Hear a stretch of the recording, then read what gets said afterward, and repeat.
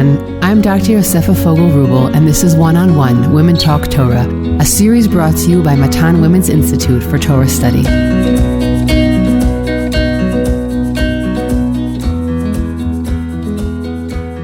Welcome back to Matan's One-on-One Parsha podcast, where we spend about 30 minutes discussing deep thematic points about the Parsha. Our series on Vayikra is titled Kedusha is in the Details and explores the way these laws try and elevate each of our most basic human functions: food intake, bodily functions, relationships, spaces of worship, and our use of time.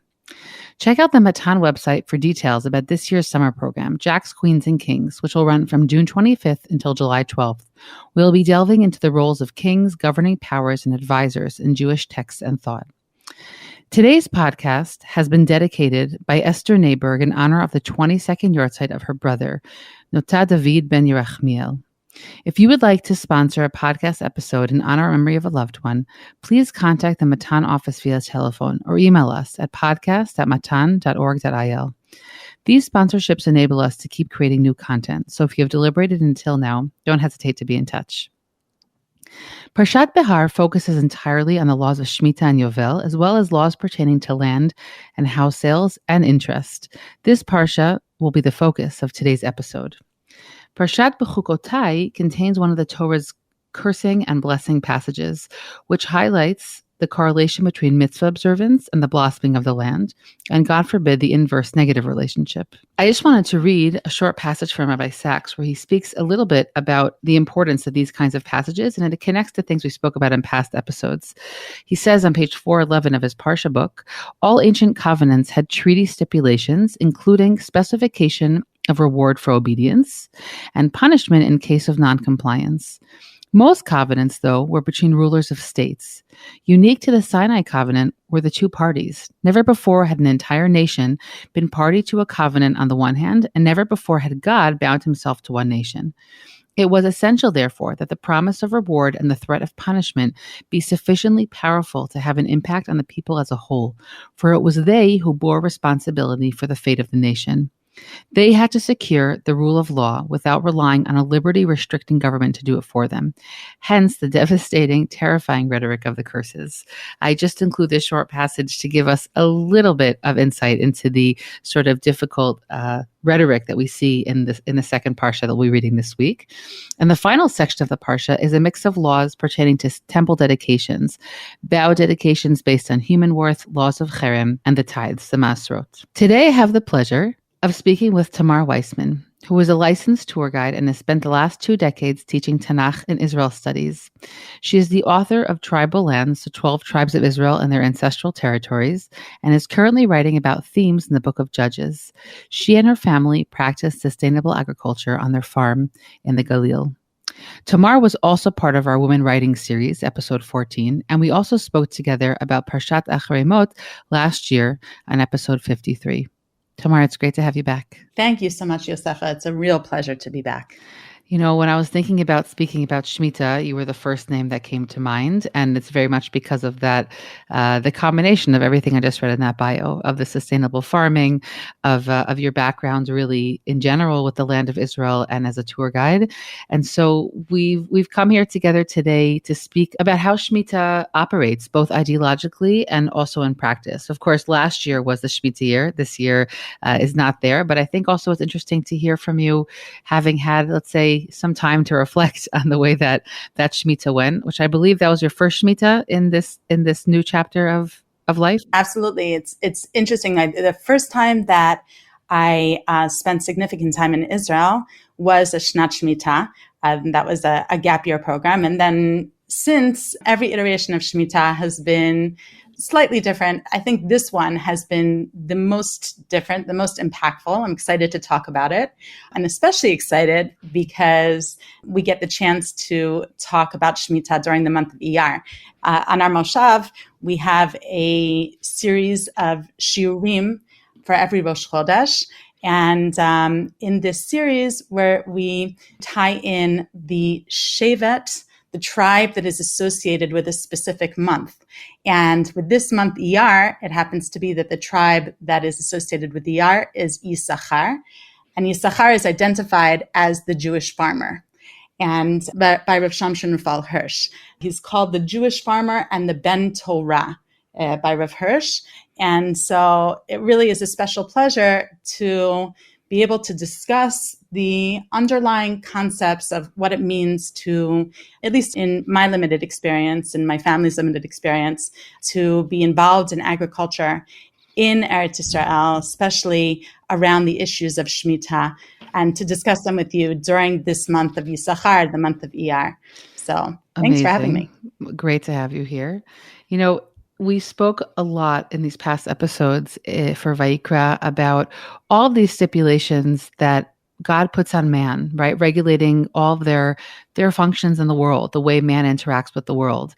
And there's quite a shift that happens in this parsha where the regulation seems to be somewhat connected to what man does, but it's also connected to what the land does. And maybe we could start with that point about who is Shmitta connected to? Meaning, who's the focus of these laws? Who is it regulating essentially? Absolutely, it's a strange formulation that we see over and over again, starting in the beginning of Parshat Behar, where it doesn't really seem that this mitzvah is a man-oriented mitzvah. It seems that it is entirely land-oriented, which opens up this really critical question. What is Shmitta in concept asking us as humans to seize activity on the land, us as Jews specifically, to seize working the land, or is it a call for the active rest of the land? So if we were to look at some of the psukim, one of the opening psukim in Parshat Behar, which is a very important pasuk in establishing this concept, we read, V'shavta ha'aretz Shabbat laHashem. That means that the land shall take a Sabbath, it shall take a Shabbat. It is a Shabbat for God. And then we'll see again in Behar, Ub'shana hashvi'it Shabbat Shabbaton yihye la'aretz. In the 7th year, this should be an extreme sabbatical, so to speak, a Shabbat Shabbaton for the land, again a Shabbat for laHashem. We don't here see a clear formulation of where man enters into the picture. And these are two examples of a number of psukim that really puts the focus of rest, the onus of rest on the land itself. And it is on this first pasuk, the Shavta ha'aretz Shabbat laHashem, which again is with the pasuk with which Behar opens, that Rambam sees as the source for the positive command, the mitzvat aseh, to observe Shmitta.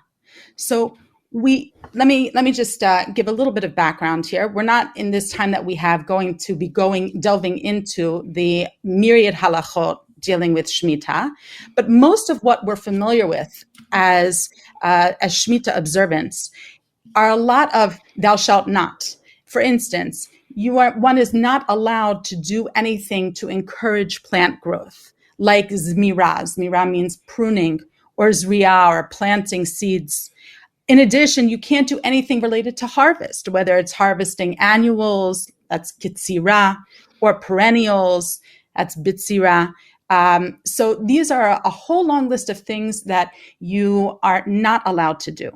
But Rav Rimon, in his, at least in the Hebrew version of his Sefer on Shmitta, calls our attention to the question of if Shmitta is just an issue of thou shalt nots, all of the lavin, or whether there is also an element that is thou shalt, a mitzvat aseh. And he points us to the Rambam's Sefer HaMitzvot, the Rambam's organization of the 613 mitzvot in the Torah, and then his subsequent Mishnah Torah, his compendium of Jewish law, where this particular mitzvah aseh, is discussed, and the language in the Torah for the mitzvah is here in Parshat Behar, V'shavta ha'aretz Shabbat laHashem. So the way that the Rambam puts it is that mitzvat aseh lishbot me'avodat ha'aretz. We have a positive command to rest from performing agricultural work or any work with trees in the Shnat Shmita. And what is our source for this? V'shavta haaretz Shabbat laHashem. And the land will rest like a Shabbat onto Hashem. So, okay. So here we have a whole number of mitzvot lo taseh related to Shemitah, and we have a positive command to actively, it would seem, to rest from performing any kind of agricultural work. So what does this mean that we have a command? We are meant to actively rest. Is it just to add another element of a prohibition to working the land, such that working the land would mean, if I were to work the land during Shemitah, if I were to go plant cabbage during Shnat Shemitah, then I would transgress not only all of the lo taseh, all of the lavin, thou shalt nots, but also an aseh. So it would add another level of stringency to the whole mitzvah. Is that what we're dealing with here?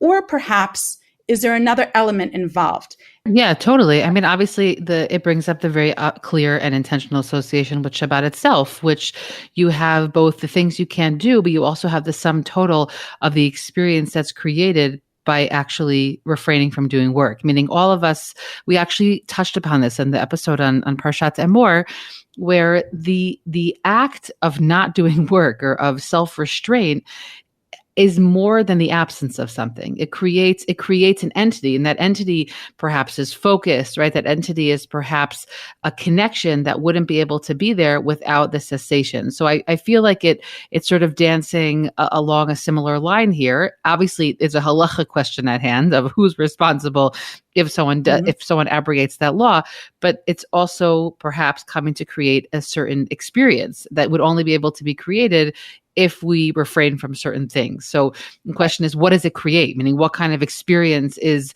this cessation actually bringing into the world? Right. And is this meant to refine something within us, right? To somehow improve our understanding of God, our understanding of the value of Eretz Yisrael?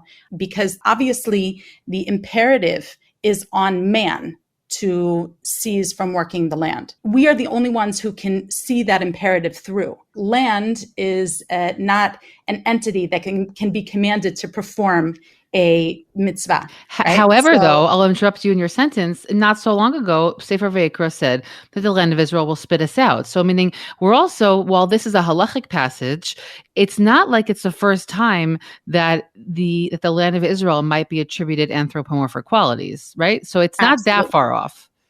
Right. And it is to that very that dynamism that we are attributing to land that I would like to tease out more.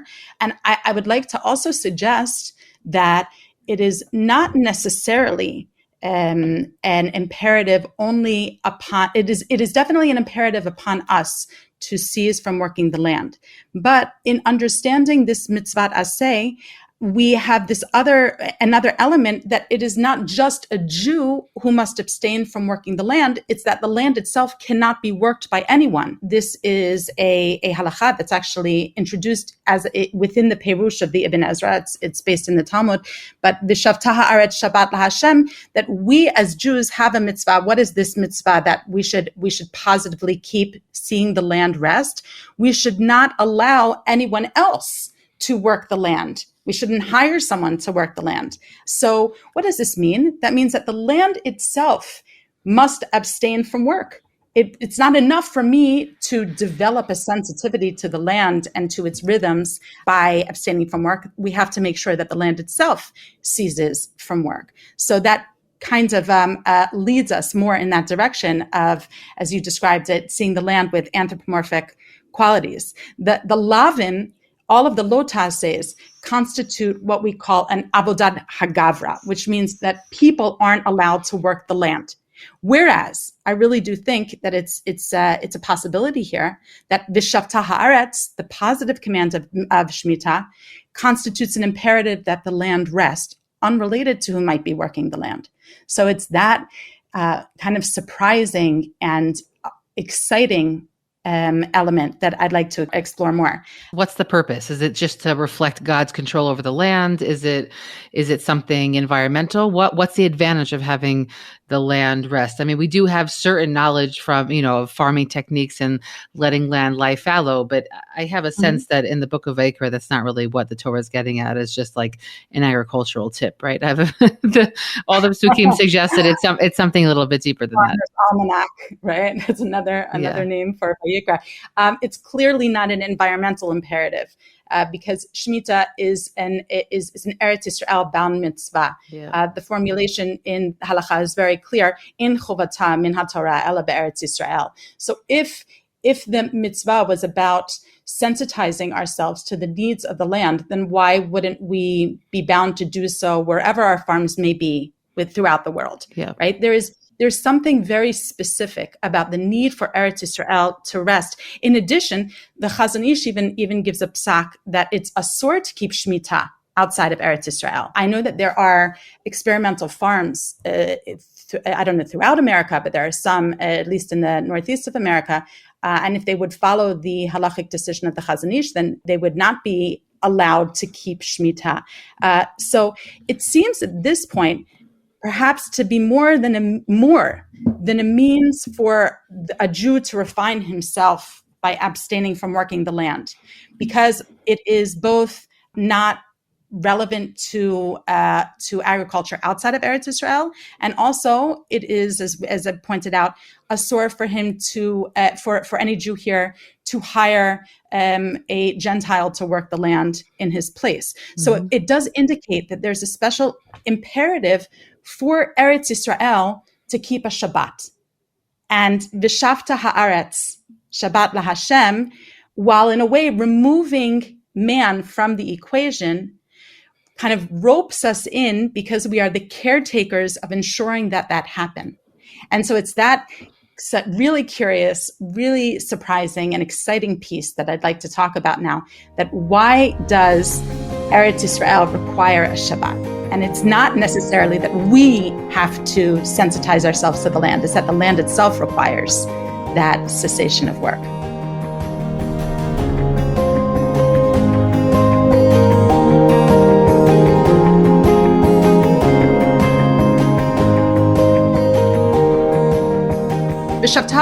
It might be that I am passively fulfilling my positive commandment to observe Shmitta by not harvesting anything, by not planting anything, by not pruning anything.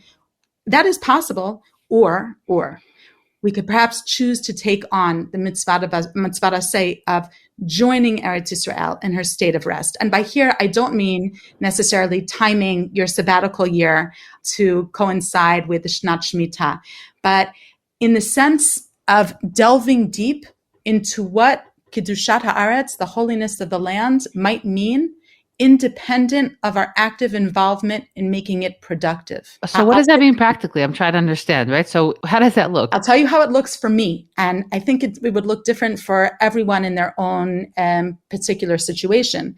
I see this in a sense as being prime time to engage in what Albert Einstein called holy curiosity.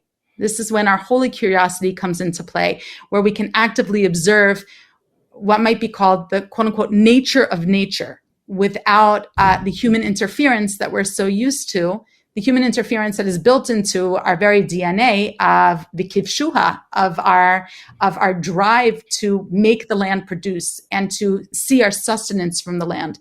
That Shmitta can be a time of actively observing how nature works absent mankind, and to engage our faculties of holy curiosity.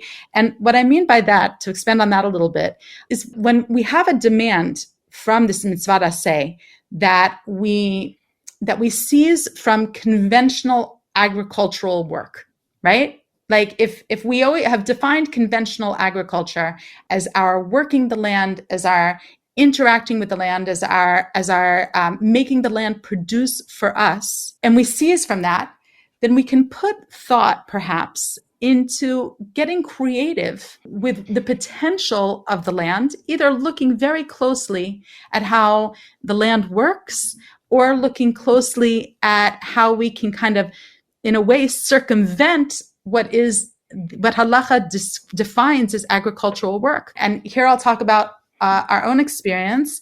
And I don't necessarily know that this is unique for us, at least to the Shnat Shmita. It's very much the vision of the kind of agriculture and farming that at least my husband Ira is very heavily engaged in, and I like to putter around and play a smaller role in, which is that if you take a moment and perhaps not necessarily, maybe use Shmita as this opportunity to observe all of the thousands of variables within nature and how they act without our interference on their own, how Bria thrusts forward and moves without our interference, and figure out how to harvest those ideas and put them to work for you, then you can perhaps, as Ira likes to put it when he has some time to wax poetic about it, could be the conductor of the symphony, where you yourself aren't necessarily playing an instrument. I'm not taking up a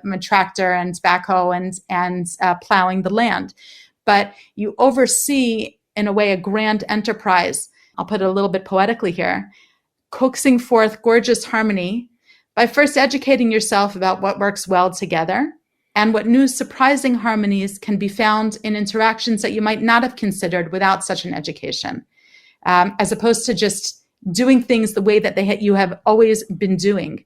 You can educate ourselves as to how to live in more consistent harmony with our environment. And perhaps that is one way to observe the imperative of the V'shavta haaretz. Let me give you some concrete examples. Wait, before you do that, I just want to make sure that I'm understanding you. That basically you're saying that we have the isurim, the prohibitions, but that you think that the commandment to fulfill the Shemitah year essentially means something else other than the some fulfillment of the cessation of activity. From what I'm understanding from what you're saying is that this is sort of like a year of mindful connectiveness with the land, and that may be just observing the way that nature functions. And it may even be observing to then build up a plan for what you might want to do with the land in the next 7 years. But it's taking time to observe and to sort of be in focus with the land without interfering with the way it functions, right? And that's how you're understanding the positive commandment of Shemitah. That's how I'm suggesting it might be one way to be a more active participant in the positive commandment of Shemitah. Okay. I'm going to suggest some entirely random things that I've tried to implement within Shemitah and in general that we have as the underlying foundations of sustainable agriculture and how we try to, as minimally as possible, interact not only with the land but with the animals that populate the land.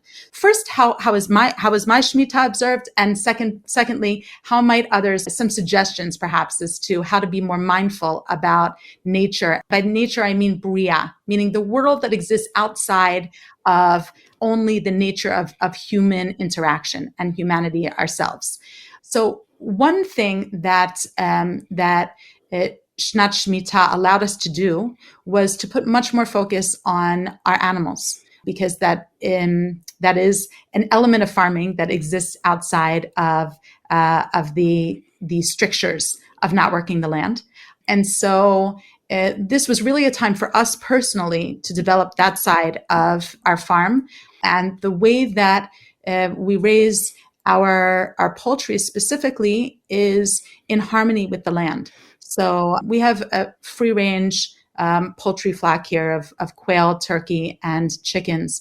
And it has been really interesting just to even take, and I haven't done this very often, but I did spend some time just sitting out there and watching them forage and watching how the land is impacted by their interaction with it. That's not something that modern farming takes too seriously.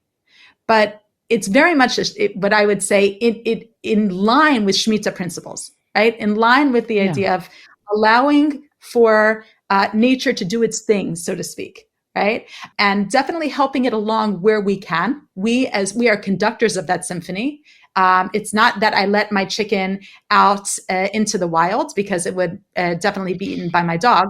But I have to make sure to maintain the chicken's health and its life, and to make sure that it stays well. So I am the caretaker of that animal, and then I will consume the animal, where we eat our protein sources here, because we see that as part of being involved in Bria, being involved and in tune with natural law. But I'd like to see that whole process, which we do see it on our farm, from incubation of the egg that was laid by our chickens, through the proper growth of that chicken and care and feeding of that chicken, to the compassionate slaughter of the animal, and then hopefully the really tasty preparation of the bird and the eggs as well. And who knows, in the future, maybe we'll branch out to other animals. But that is something that I think not only does my personal life situation allow me to be more sensitive to, but I think we can all, to a certain degree, sensitize ourselves to. There was a really nice experience that we had here, where there were a number of people who came up before Thanksgiving. This was not of the Shmitta year. This was just this past Thanksgiving, which is post Shmitta. And they chose their birds. They chose their turkeys. They went through the process with Ira of proper shchita and of kisoi hadam, and of looking at their birds, and of seeing how their birds had lived what I think are lovely lives that we were able to give them. And that, to me, is an intimate engagement with our nourishment, with the food that we take in, with the food that HaKadosh Baruch Hu has provided for us, with the other creatures in this world that so often, and I'm speaking very much from personal experience, up until very recently, I had very little truck with. I had no interaction with animals beyond what I would purchase in my supermarket. So that's been one personal way that an example of what I mean by kind of tuning in to natural cycle. Right. Well, I think that obviously that's a very powerful experience to have when you're growing and living in that kind of sustainable lifestyle. And I'm thinking even for people for whom that's not their reality, nor will it be, that the same concept can be translated into somebody who goes on tiulim, right? They go on nature hikes in their year of Shmitta, meaning possibly what you're suggesting is that the positive fulfillment of Shmitta is to go on those hikes. I think this is a good practice always, right? But particularly in the Shmitta year, is to take special interest in nature, in the way that the land functions, and the harmony, or sometimes a disharmony that's created either naturally or because of human interference. That might be, in the year of Shmitta, a particularly meaningful practice to bring this positive mitzvah of v'shavta haaretz into someone's life. Something that I never thought I would do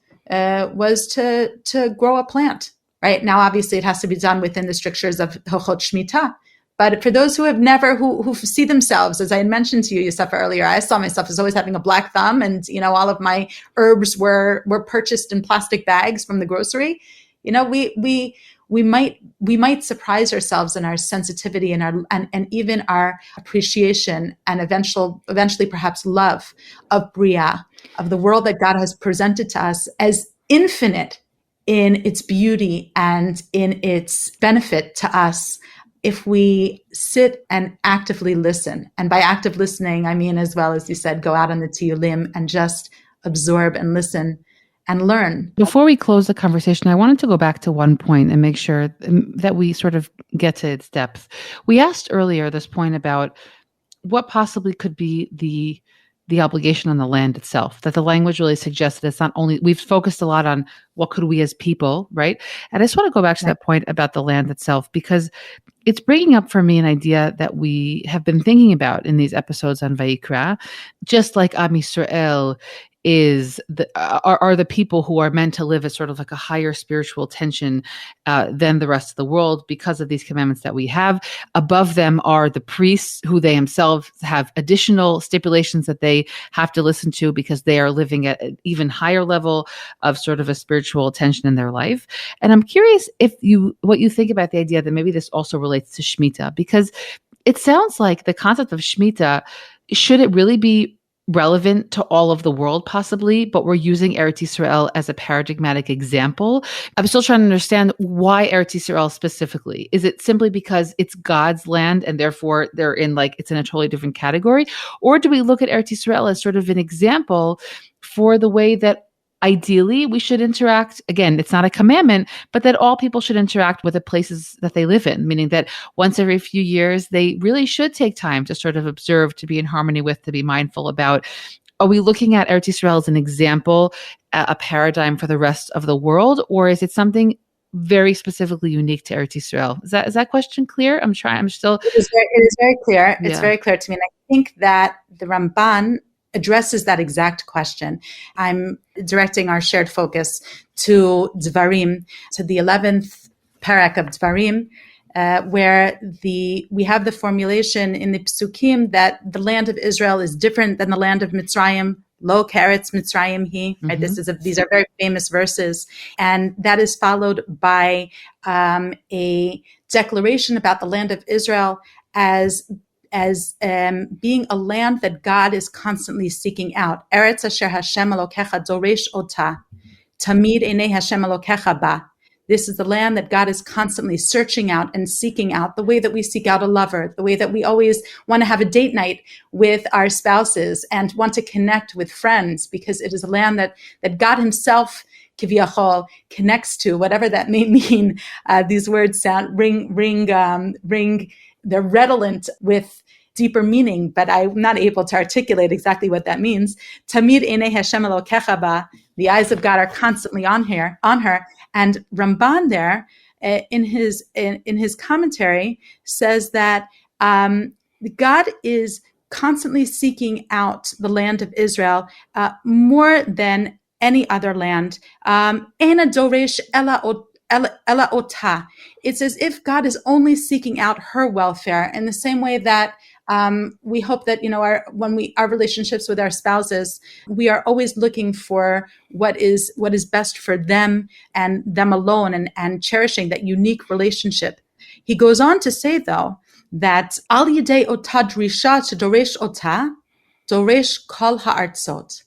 It is exactly as you said, Yosefa, that it is through the paradigm of relating to Eretz Yisrael that God then will expand and care for the entirety of the world. V'yesh ba sod amok. I mean, I know I'm way out of my pay grade. I'm way out of my league. Whenever Ramban says V'yesh ba sod amok, I keep on, I'm tempted to stop there. Whenever he calls on that gem, that here we have a foundational truth, a foundational concept. Ki haaretz hazot nidreshat b'chol v'hi hakol. That this land is sought out by everyone, and it forms everything. It's almost like that platonic form, right, of what a land should be. And then he goes on to end v'chol haaretzot mitparnesot mimena be'emet. And all other lands kind of are impacted in a way. The welfare of those lands are impacted through the welfare of Eretz Yisrael.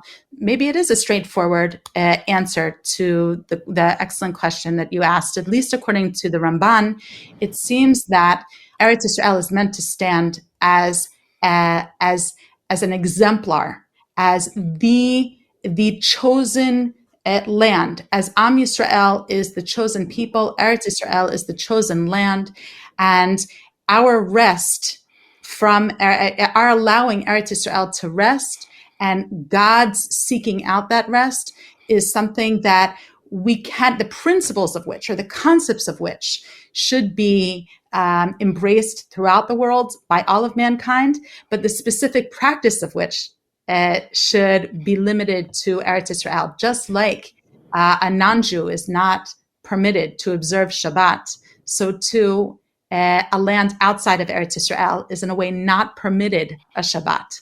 And so, but then again, we use our sanctification of time, Shabbat, and place, Eretz Yisrael, through Shmitta to learn important lessons that should be applied throughout the rest of the world and by all of mankind. You know, it reminds me very much of one of the many theologies of chosenness is that God loves Am Yisrael, but that love is supposed to spill out into the other nations, the rest of the people in the world. And I think that Ramban, which I really appreciate you bringing our attention to, really reflects a similar idea. And I think that just like Shabbat, we run the exact same risks. You can focus just on the things you can't do, and then it becomes a fairly superficial and also sometimes just prohibitive in like an annoying way kind of mitzvah. Or you can choose to sort of see beyond that, elevate beyond, which you're saying is clearly the point also, right? You're not to get stuck sort of in the quagmire of all the things you can't do, which is of course even much more dramatic for the actual farmer in the field and those of us just buying food from the supermarket, is not to get stuck in the quagmire of the cessation, but to say, well, what is the element that the cessation is creating in life now? And what am I supposed to be taking from this? You know, how can I put myself, how can I sort of surf above the cessation of, and then see what's actually being created by the fact that I'm no longer performing those melachot. And I think that, and again, I believe I mentioned also this in the Emor episode in a totally different context of the Chagim, but I think that that's ultimately where we're supposed to be holding. If we get stuck in the prohibitions of the Torah, again, self-restraint is very important, but it's really only one dimension of the experience. And the question is always, what am I actively doing? Or what is that self-restraint? What qualities does it create? What does it cultivate in my life? What does it cultivate in my relationship with God? And I think that you've brought some really wonderful examples today of the things, the elements, the qualities of our life that the positive commandment of Shmitta can really help us cultivate. Absolutely. And just to round off what you really formulated so clearly and very beautifully, the abstinence alone does not the experience make. And there's the whole other element that we want in our lives. And just as we don't want Shabbat to be a series of thou shalt nots, but we want to have Shabbat be a time of creativity, and creativity in the sense of creative thought, in the sense of reflection and thoughtfulness and deep, profound discussion. And we want that to impact the entire week. So too, we want ideally our Shmitta experience to not just be, okay, let's haul out that, the little peel box for our kitchens and review all of the halachot of Shmitta, but let's see how it can impact the rest of the 6-year cycle. Maybe I'll take the composting that I introduced in Shmitta and carry it forth so that I'll have, wonderful hummus to, not the kind we eat, but the hummus of the earth, the composted earth, to help my grow beds of that plant that I planted on Shmitta. Tamar, thank you for this. Really appreciate it. My pleasure.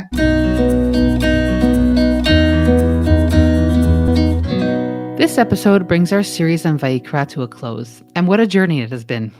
I am moved each year anew by the bounty of topics, the people and ideas and we all have had the opportunity to engage with, and how much I look forward to next year's conversation so we can touch upon new ideas that didn't make it into this cycle.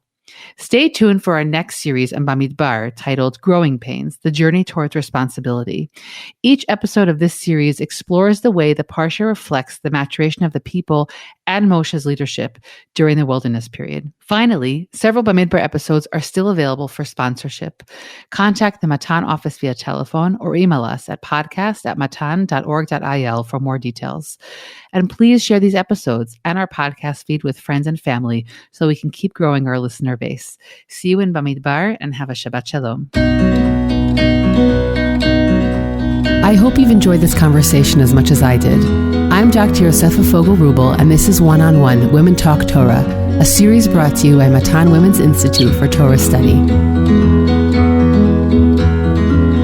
Please do One-on-One and Women's Torah Learning a small favor by sharing this podcast with family and friends so that we can reach new listeners. You can stream and download these episodes on Spotify, iTunes, Google Podcasts, SoundCloud, and Matan's website. Don't forget to leave us a 5-star review in the comments. Please send us any feedback at podcast@matan.org.il. That's podcast@matan.org.il. Thanks for listening, everyone.